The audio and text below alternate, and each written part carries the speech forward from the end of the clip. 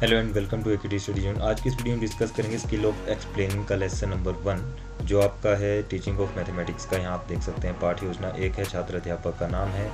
उसके बाद आप देख सकते हैं यहाँ पर अनुक्रमांक है, छात्र अध्यापक का नाम, कक्षा विषय, उपविषय, समय अवधि, दिनांक, सत्र और प्रवेशिका का नाम। तो यहाँ पर जो कक्षा ली गई है 8वीं कक्षा का लेसन है, विषय आपका गणित है और साथ में उपविषय, घन और घनाभ के बारे में यहाँ पर हम पढ़ेंगे। समय अवधि 5 से 10 मिनट रहेगी, बाकी वही रहेगा यहाँ पर सेम। शिक्षण बिंदु, छात्र अध्यापक क्रियाएं, विद्यार्थी क्रियाएं, श्यामपट्ट कार्य, कौशल घटकों का प्रयोग। शुभ मध्याह्न बच्चों, शुभ मध्याह्न अध्यापिका जी। बच्चों, हमारे आसपास बहुत सी वस्तुएं ऐसी हैं जिनकी आकृतियां हम श्यामपट्ट पर रेखाखंडों की मदद से बना सकते हैं। और इसी के सामने आपने क्या जहाँ से आप बोलना शुरू करोगे तो वहाँ से आप बिल्कुल सामने के लिख दोगे प्रस्तावना कथन। सभी विद्यार्थी ध्यानपूर्वक सुन रहे हैं, ये भी आप बीच में लिख सकते हो। कुछ उभरी हुई आकृतियाँ भी होती हैं जो कि ठोस आकृतियाँ होती हैं, जैसे कि घन और घनाभ, जिनका पृष्ठीय क्षेत्रफल निकालते हैं। तो बच्चों, आज हम घन और घनाभ के बारे में पढ़ेंगे। सभी विद्यार्थी ध्यानपूर्वक सुन रहे हैं और लिख रहे हैं। तो थोड़ा सा अपने एक लाइन छोड़कर यहाँ पर ब्लैक बोर्ड में लिखना है घन और घनाभ, ठीक है। अब आप नीचे देख सकते हैं घनाभ के बारे में कहा गया है। घनाभ का बाहरी पृष्ठीय क्षेत्र, पृष्ठीय अर्थात पिछला भाग 6 आयतों जो कि घनाभ के फलक हैं से मिलकर बना होता है। यहाँ पर जो अंडरलाइन किया गया बिल्कुल उसी के सामने आपने क्या लिखना है, तकनीकी शब्दों को परिभाषित करना। और ब्लैक बोर्ड में आप लिख सकते हैं पृष्ठीय अर्थात पिछला भाग। सभी विद्यार्थी ध्यानपूर्वक सुन रहे हैं और लिख रहे हैं। तो इसके बाद लिखना है आपने, देखिए जहाँ पर पृष्ठ है उसके बिल्कुल सामने आप देख सकते हैं ब्लैक बोर्ड लगाया गया है, पृष्ठ अर्थात पिछला भाग। और उदाहरण यहाँ पर दिए गए हैं। उदाहरण के लिए पुस्तक, ईंट इत्यादि विद्यार्थी के लिए रोचक बनाना। ये आपके पास दूसरा कौशल घटक इसी में आ गया। अब आप घनाभ का पृष्ठीय क्षेत्रफल, घनाभ के पृष्ठीय क्षेत्रफल में हम प्रत्येक आयत का क्षेत्रफल, उनकी लंबाई और चौड़ाई को गुणा करते हैं। और फिर अब देखिए यहाँ पर और के नीचे अंडरलाइन किया गया है, उसके बिल्कुल सामने आपका क्या आ जाएगा, कौशल घटक, व्याख्या सेतुओं का प्रयोग। 6 क्षेत्रफलों को जोड़ दिया, फिर सभी 6 क्षेत्रफलों को जोड़ दिया जाता है। अतः 6 आयतों का क्षेत्रफल बराबर आयत 1 का क्षेत्रफल लेंथ इंटू हाइट, आयत 2 का क्षेत्रफल लेंथ इंटू ब्रेड्थ, प्लस आयत 3 का क्षेत्रफल ब्रेड्थ इंटू हाइट, प्लस आयत 4 का क्षेत्रफल लेंथ इंटू ब्रेड्थ, प्लस आयत 5 का क्षेत्रफल ब्रेड्थ इंटू हाइट, आयत 6 का क्षेत्रफल लेंथ इंटू हाइट। इन्हें जमा करने पर हमें घनाभ का पृष्ठीय क्षेत्रफल प्राप्त होता है। तो घनाभ का पृष्ठीय क्षेत्रफल क्या हो जाएगा, 2 into LP plus BH plus HL।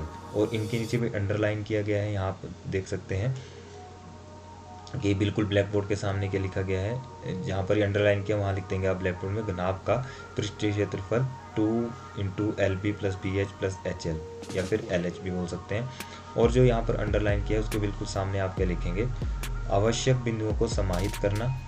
उसके बाद छात्र अध्यापक घनाभ का चार्ट दर्शाते हुए सभी विद्यार्थी ध्यानपूर्वक देख रहे हैं। तो दृश्य सामग्री का प्रयोग, जहाँ पर आपने छात्र अध्यापक घनाभ चार्ट दर्शाते हुए लिखेंगे उसी के बिल्कुल सामने दृश्य सामग्री का प्रयोग आ जाएगा। और ये रहा आपके पास मिनिएचर, घनाभ बनाएंगे। घनाभ का पृष्ठीय क्षेत्रफल, ये आपके पास इसकी लंबाई है, ये आपके पास इसकी चौड़ाई है और ये आपके पास ऊंचाई है। तो घनाभ का आपने यहाँ पर डायग्राम बना लेना है, ठीक है। और नीचे यहाँ पर आप इसका सूत्र लिख सकते हैं कि घनाभ का पृष्ठीय क्षेत्रफल 2 गुना लंबाई गुना चौड़ाई जमा चौड़ाई गुना ऊंचाई जमा ऊंचाई गुना लंबाई, ठीक है। तो ये हो गया आपका मिनिएचर। अब नीचे आप देख सकते हैं यहाँ पर कि घनाभ के पृष्ठीय क्षेत्रफल का क्या सूत्र होता है, विद्यार्थियों का यहाँ पर क्या आ जाएगा, बिल्कुल इसी के सामने विद्यार्थी का बोध परीक्षण। यहाँ पर आप देख सकते हैं कि जिस भी बच्चे से क्वेश्चन पूछा है, आप बताइए घनाभ का पृष्ठीय क्षेत्रफल 2 गुना लंबाई गुना चौड़ाई जमा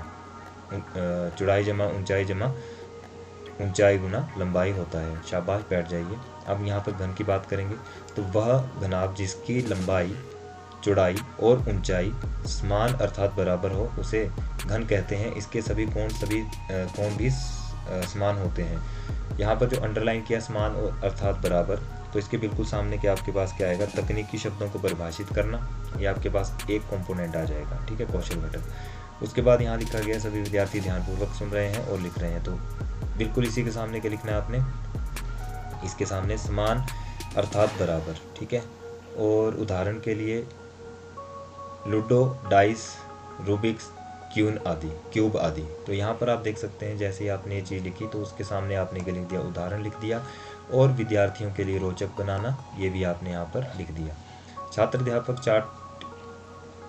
चार्ट किसका दिखाएंगे, रूबिक्स क्यूब दिखाते हुए सभी विद्यार्थी ध्यानपूर्वक देख रहे हैं। उसके बिल्कुल सामने क्या आ जाएगा, दृश्य सामग्री का प्रयोग। अब देखिए यहाँ पर जो आपके पास मिनिएचर है वो आप देख सकते हैं, यहाँ पर आपके पास मिनिएचर है घन का, जो कि एक पजल गेम भी आप इसको बोल सकते हैं, उसका डायग्राम यहाँ पर बनाया गया है। इसमें सारी साइड्स क्या है, बराबर होंगी, रूबिक्स क्यूब इसे कहा जाता है, और इसमें जो है सभी जो साइड्स हैं इसकी इक्वल होंगी। तो लंबाई, ये आ गई लंबाई, ये चौड़ाई और ये ऊंचाई। तो इसका जो लेंथ मतलब कि L equal to B into H equal to H, तो इसको हम ए से ही काउंट करते हैं, और इसका जो फॉर्मूला बनता है वो बनता है आपका घन का पृष्ठीय क्षेत्रफल 6a²। ठीक है, और यहाँ पर आप देख सकते हैं घन का पृष्ठीय क्षेत्रफल, एक घन की लंबाई, यहाँ पर देखिए ध्यान से, एक घन की लंबाई, चौड़ाई और ऊंचाई बराबर होती है।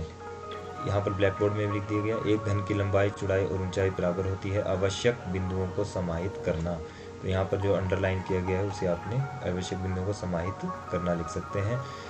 इसके बाद यहाँ पर आपके पास आ गया, यदि घन का प्रत्येक किनारा a हो तो इसका पृष्ठीय क्षेत्रफल 2 into a into A plus A into A plus A into A, यानी कि 2 into A square plus A square plus A square, और यहाँ पर आ जाएगा आपके पास ये 2 इंटू ये 3a हो गए, 3a स्क्वेयर आ गया, और 6a स्क्वेयर के बराबर ये आपके पास आ जाएगा। यदि घन का प्रत्येक किनारा a हो तो इसका पृष्ठीय क्षेत्रफल 2 into A plus A into A plus A into A, यानी कि 2a square plus A square, 2 into 3a square 6a square के बराबर होगा। उसके बाद आपके पास यहाँ आ जाएगा। तो बच्चों आज हमने घन और घनाभ के बारे में पढ़ा कि बाहरी पृष्ठीय भाग 6 आयतों से मिलकर घनाभ बनाता है।